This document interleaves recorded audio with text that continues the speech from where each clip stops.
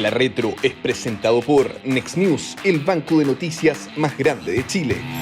¿Qué tal? ¿Cómo les va? Bienvenidos a otro capítulo de La Retro. Esta semana ya de inicios de septiembre, bastante avanzado ya y por supuesto con la cuenta regresiva de lo que va a ser el lunes y la próxima semana. Y afortunadamente, lo digo a título personal, ya después fiestas patrias, un poquito más de aire, un poquito más de sol, después de esta nube que se ha centrado en la parte política, sobre todo en la discusión política de lo que ha sido la conmemoración de los 50 años. Acá estamos en otra tecla, una tecla mucho más económica, como siempre, con Cecilia Cifuentes, economista, directora ejecutiva del Centro de Estudios Financieros del S Business School, y con Guillermo Ramírez, abogado, diputado de la UDI, amigo de la casa acá y miembro además de la Comisión de Hacienda de la Cámara. Parto de Guillermo, que, como lo ven, no está como normalmente está, ya sea en su oficina, en la universidad, ¿no es cierto?, o incluso en su casa, en esta conversación, sino que está en la oficina de la SOFOFA conectándose muy a tiempo para hacernos un análisis con el tema de, está saliendo un seminario recién respecto al tema pensiones. ¿Alguna novedad, Guillermo, respecto de las declaraciones de la ministra del Trabajo, de Janet Jara, respecto de, ¿no es cierto?, la posibilidad de un trámite más acelerado de la reforma de pensiones? En un minuto, simplemente para darle algo de novedad a esta conversación y después vamos con lo que teníamos planificado para meternos al hipón bastante firme. Bueno, muy buenas tardes a los dos. Efectivamente, pues acabamos de terminar aquí un seminario de la SOFOFA donde me tocó exponer. Estaba la ministra Jara como oradora y invitada principal. Y básicamente lo que ella hizo fue, por supuesto, reivindicar y defender las ideas del gobierno detrás de la reforma. Pero confirmó algunas cosas que me parecen interesantes. Primero, la división del proyecto.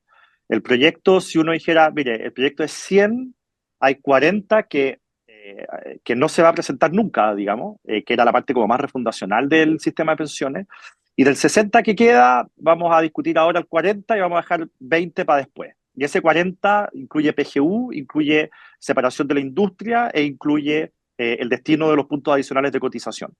En el caso de los puntos adicionales de cotización, la ministra confirma que lo que ya sabíamos, que es que renuncian al 6-0 y proponen un 4-2, donde 4 puntos son para este famoso reparto y 2 puntos son para las cuentas individuales. Hizo una defensa y mostró cálculos de por qué esa fórmula es buena. En el fondo, y ahí otros nos tuvimos que encargar de explicar por qué eso no era así. En el tema de la separación de la industria, la ministra vuelve a confirmar algo que también había dicho antes, que va a presentar indicaciones para que el manejo de las cuentas sea licitado a un ente privado y no lo haga el Estado.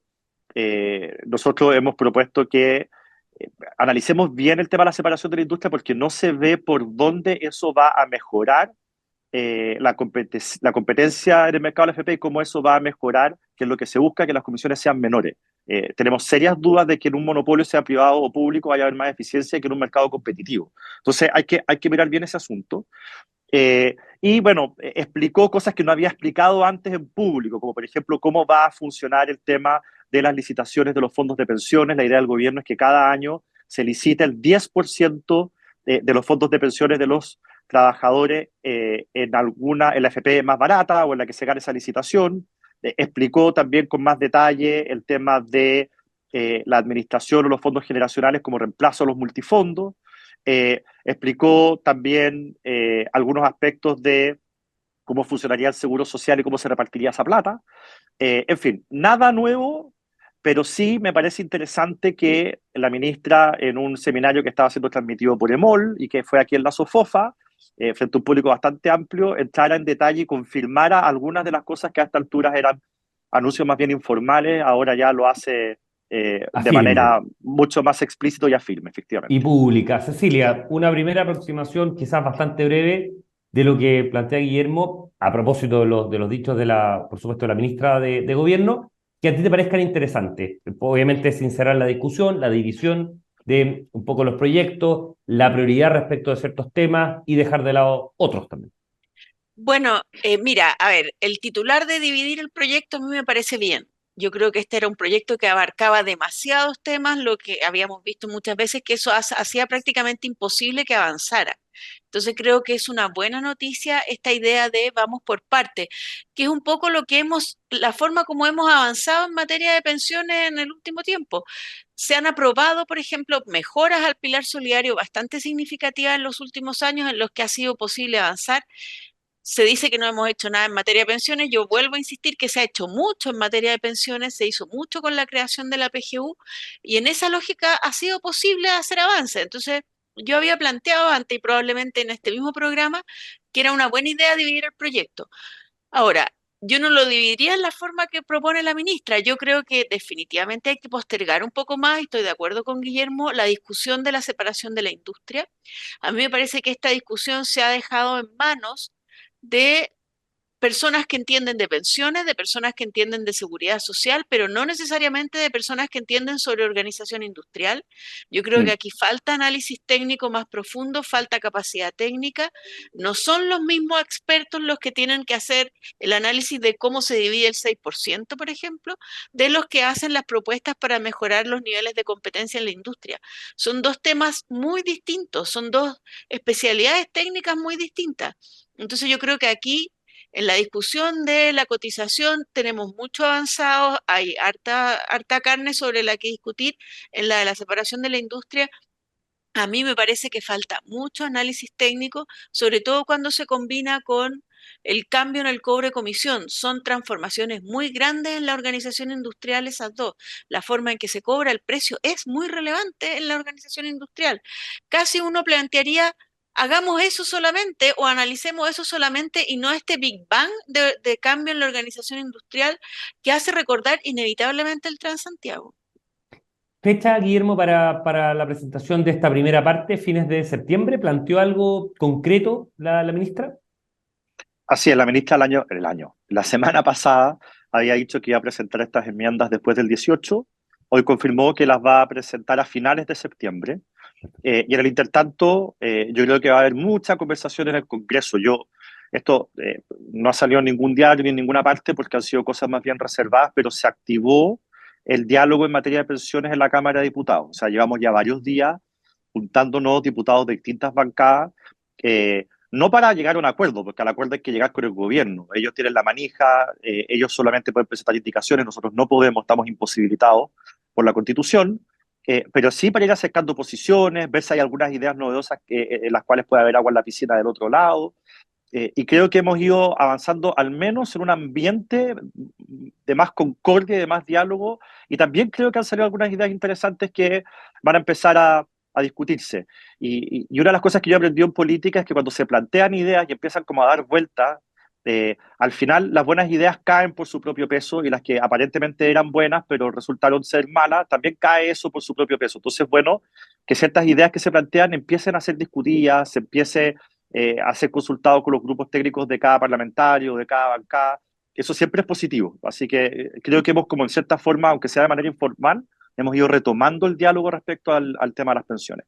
Bueno, vamos a estarlo conversando sí o sí en la retro en las próximas entregas que tengamos en las próximas semanas, porque obviamente va a empezar a moverse con mucho más celeridad el tema. Ayer el Banco Central entrega el IPOM de septiembre, el tercer informe política monetaria del año, los 4 que normalmente hace, o que habitualmente hace desde hace ya varios años, antes eran 3 antiguamente, y lo que plantea es obviamente sus proyecciones en los aspectos más importantes. Queríamos centrarnos, porque ha salido mucho del tema inflacionario, afortunadamente ha ido cediendo la inflación, pero en materia de crecimiento, lo que ha ido pasando es que se ha ido corrigiendo hacia el lado más negativo de las proyecciones. Me explico. En marzo, el informe de política monetaria planteaba que Chile iba a crecer entre 0,5 o decrecer entre 0,5. O sea, un punto porcentual de diferencia entre crecer medio punto y caer medio punto. En junio planteaba que podíamos crecer un cuarto de punto o caer medio punto. Y ahora en septiembre plantea que no vamos a crecer. O sea, el mejor de los escenarios es crecer 0, vale decir, no crecer, o caer efectivamente medio punto. Siempre hemos estado como piso en decaer medio punto porcentual. Pero la corrección de crecimiento ha ido a la baja. Y sin embargo, uno ha costado mucho desde la oposición. Y anteriormente también, cuando la actual oposición era oficialismo, planteaban que había muchos elementos, ¿no es cierto?, externos que condicionaban el tema. Yo he escuchado bastante el oficialismo, sobre todo parlamentario, plantear que Chile está en una situación de crecimiento relativamente nulo porque hay un contexto. Pero cuando el mismo IPOM plantea cuánto está creciendo las economías emergentes, bueno, nos dice que este año van a crecer 3,8%. Y cuando lo vemos en los países desarrollados, que Chile no es, por cierto, bueno, los países desarrollados van a crecer 1,3%. O sea, el mundo en general está creciendo a una velocidad 3, 4 veces más, o sea, 3, 4 puntos porcentuales más alto de lo que está creciendo Chile. Y ahí le quiero dar la palabra a Cecilia para plantear.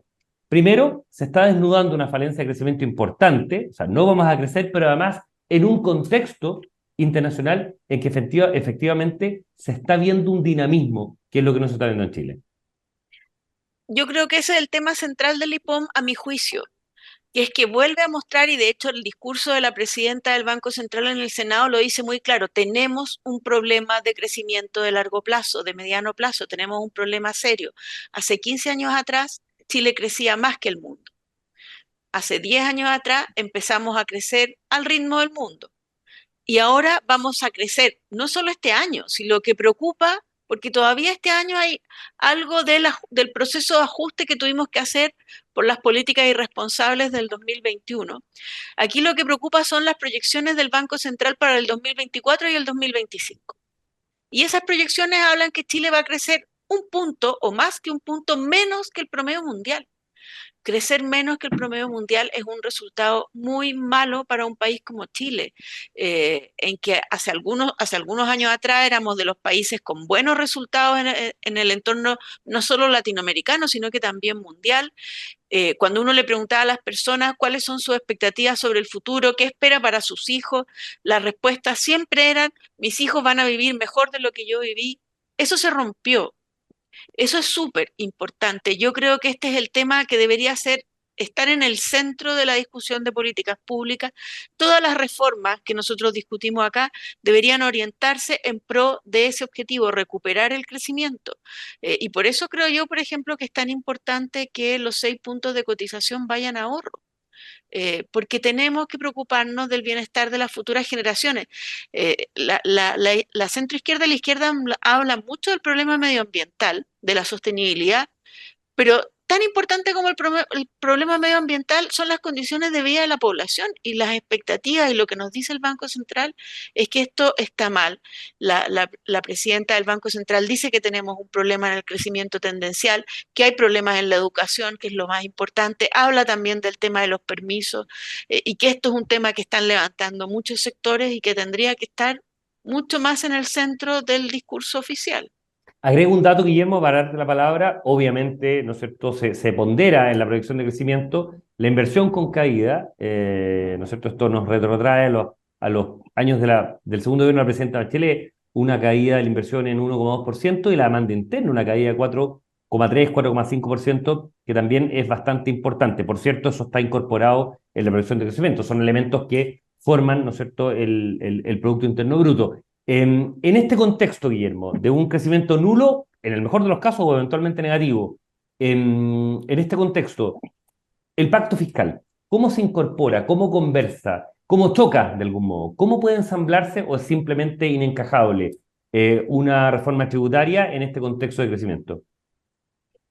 Mira, bueno, en este contexto de decrecimiento, porque como tú muy bien dices, en todos los años la misma historia, ¿cierto? El Banco Central hace las proyecciones a través del IPOM y parte el año con un margen amplio. En este caso fue un punto, después 0,75 y después, y hoy día es 0,5, va afinando la puntería. Es decir, el valor esperado del crecimiento chileno no es cero, es menos 0,25. Ese es el valor esperado, es el punto medio entre el máximo y el mínimo que el Banco Central está diciendo. Y decrecer es una tragedia. Significa que como país somos más pobres. O sea, cuando se supone que la discusión política es cómo crecemos más rápido, pero siempre asumiendo que vamos a crecer, acá estamos achicándonos, estamos decreciendo. Y en esta lógica de la izquierda de las últimas décadas, o de los últimos, sobre todo desde la reforma tributaria del ministro Arena, pero también desde un poco antes, Chile ha ido cada vez, como muy bien decía Cecilia, ha ido perdiendo competitividad a nivel mundial. Entonces, ¿qué significa esto? Supuestamente las políticas que nos han llevado a este estancamiento se han llevado adelante para generar mayores niveles de igualdad en Chile. Digo supuestamente porque los mayores niveles de igualdad no se generan así, se generan generando riqueza. Así es como los países han logrado mayores niveles de igualdad, no como lo hace la izquierda en Chile. Pero ya, supongamos que, cosa que es falsa, pero supongamos que es cierto, que esto al menos genera mayores niveles de igualdad dentro de Chile. Bueno, pero lo que estamos logrando es que a nivel internacional los niveles de desigualdad van aumentando con Chile como país quedándose atrás. Si todo el mundo crece salvo nosotros, es como que suba el sueldo de todas las familias salvo la mía. Y por lo tanto me voy quedando atrás. Al final, Cristian, un avión que viaja al norte, hay una mosca que vuela hacia el sur. ¿Hacia dónde está volando la mosca? Está volando hacia el norte igual. Acá estamos en un avión que va cayendo en niveles de igualdad a nivel internacional, de crecimiento y enriquecimiento a nivel internacional, pero la izquierda dice que a nivel nacional al menos estamos logrando mayores niveles de igualdad, cosa que, insisto, es falsa. Entonces, yo no puedo creer que no se den cuenta de que somos una mosca volando al sur adentro de un avión que está volando hacia el norte, que se está cayendo. Mira, la reforma tributaria del ministro Arena es uno de los hitos, no el único, pero probablemente es el hito más importante de por qué se generó lo que se está generando en la economía chilena. La reforma del ministro Arena fue la que terminó con los 30 años de progreso económico en Chile, la que terminó con estos años de milagro chileno. Y lo que ha propuesto el gobierno hasta ahora, porque puede estar a tiempo de cambiar, ha sido profundizar esa lógica con metas de recaudación muy ambiciosas y con instrumentos muy torpes. Y por lo tanto, una conversación de una reforma tributaria de esa naturaleza en este momento es una locura, porque solamente va a empeorar el escenario. Como decía Cecilia, partimos creciendo más que el mundo, después igual que el mundo, ahora menos que el mundo. Si hacemos lo que este gobierno nos dice en materia tributaria, vamos a empezar a crecer mucho menos que él. Y esto hay que revertirlo. Hay que revertir la reforma del ministro Ariana, no profundizarla. Y por eso creo que esta discusión tributaria es tan difícil, porque el gobierno y oposición queremos ir en direcciones absolutamente opuestas. Van en eso, Cecilia. Nuevamente, tratar de ensamblar este contexto macro con este mar de fondo macro, por decirlo de una manera, con la posibilidad de un pacto fiscal o reforma tributaria, sin eufemismo. Bueno, mira, es que los números corroboran lo que estaba planteando Guillermo antes, porque si uno toma los datos de la demanda interna, del gasto en el fondo, y lo divide por componentes, lo que nosotros nos vamos a encontrar es que en la última década el producto ha aumentado un 20% en términos reales en una década, que es bastante poco en el fondo. El gasto en burocracia del gobierno ha aumentado en un 50% real. Y el gasto social en una cifra probablemente algo superior a esa, en un 50% real de aumento en la última década. Y nos estamos encontrando, y la CACEN lo mostró claramente, en una situación en que no hay mejorías de ingresos de los trabajadores, que los subsidios del Estado no logran compensar la caída de ingresos laborales ni la caída de ingresos autónomos. Entonces estamos en una lógica que pensamos que vamos a resolver los problemas sociales haciendo crecer el tamaño del Estado, y lo que nos están mostrando los datos es que ese sistema fracasó. Eso no resultó, ya lo probamos. El gasto público creció al doble de lo que ha crecido el PIB en la última década, y el gasto social probablemente un poco más. Y nos encontramos con que efectivamente, claro, los subsidios son mayores, pero finalmente los ingresos de las personas sumando sus propios ingresos y los subsidios están cayendo, son menores. Entonces, y el pacto fiscal del gobierno lo que pretende es, tenemos un problema, sigamos haciendo lo mismo que hemos estado haciendo en la última década y que ya vimos que no está funcionando, sigamos aumentando el tamaño del Estado a costa del crecimiento de la economía. No funciona, porque además el problema que tenemos y que nos han mostrado los recientes escándalos de corrupción es que tenemos un problema muy serio en cómo se gastan los recursos del Estado. Entonces, hablemos de pacto fiscal, me parece que es súper necesario, pero el punto número uno del pacto fiscal tiene que ser: gastemos mejor los muy importantes recursos que le hemos pasado al Estado en la última década. Perdona, En Cristian, materia, Guillermo, sí. no, lo que pasa es que Cecilia además dijo algo que no quisiera que pase colado, que me parece fundamental. En su intervención anterior, Cecilia decía que por eso hay que llevar los 6 puntos de cotización adicional a las cuentas individuales. Porque si tú llevas los puntos adicionales a las cuentas individuales, esa plata se invierte, esa plata va al mercado de capitales, esa plata ayuda a que Chile crezca, a que se desarrollen las industrias, a que mejoren los salarios, a que los chilenos puedan tener créditos hipotecarios más baratos, en fin. Cuando tú los llevas a reparto, esa plata no se invierte, esa plata se gasta, pasa de un bolsillo a otro y pasa a gasto de las personas a las que se les pasa esa plata. Y por lo tanto es muy importante lo que dice Cecilia. Fíjate que en todas las encuestas, y ayer fue corroborado por la última encuesta Criteria del mes de agosto, muestra que hoy día los chilenos están más preocupados de la reactivación económica que de las pensiones. Las pensiones están en el 7º lugar. Antes que las pensiones están, por ejemplo, el control de la inflación y también la mejora de la situación económica del país. Entonces, si vamos a escuchar a los chilenos, creo que es importante también que la reforma de pensiones colabore, ayude a esta mejora económica, que no es fácil volver a levantar el vuelo, pero ahora tenemos una oportunidad gigantesca que no podemos dejar pasar con la mala idea del gobierno de llevar los puntos a reparto. Es una propuesta que se entrelaza, increíble cómo las reformas en economía, todo va teniendo vasos comunicantes ahí. Cecilia, para ir cerrando, simplemente una idea. ¿De qué manera poder traccionar, ¿no es cierto?, la realidad macroeconómica con las reformas que está impulsando el gobierno? ¿De qué manera poder hacer entender muchas veces al gobierno que hay un camino que tiene algunos costos y que tiene algunos elementos que parecieran estar disociados de no sé, una línea conductual, no sé, una línea económica que obviamente haga volver a reactivar la economía y a volver a crecer como lo hacíamos en el 80, el 90 y efectivamente parte importante de la década del 2000. Bueno, pasar del dicho al hecho, yo creo que eso es lo central, porque es verdad que el gobierno ha cambiado el discurso y ahora habla de que el crecimiento es muy importante y está en la agenda del gobierno, pero hay que empezar a concretarlo, por ejemplo, toda una agenda en términos de permisiología, que es súper relevante y que yo creo que permite avanzar. Hay una agenda que también está en el discurso, por ejemplo, en temas de formalidad laboral, que creo que también es muy relevante. Son elementos en que si pasamos del dicho al hecho se puede avanzar. Creo que todavía falta cosas más concretas en 2 ámbitos. Uno, la reforma del Estado, que no es solo la permisiología, va mucho más allá de eso.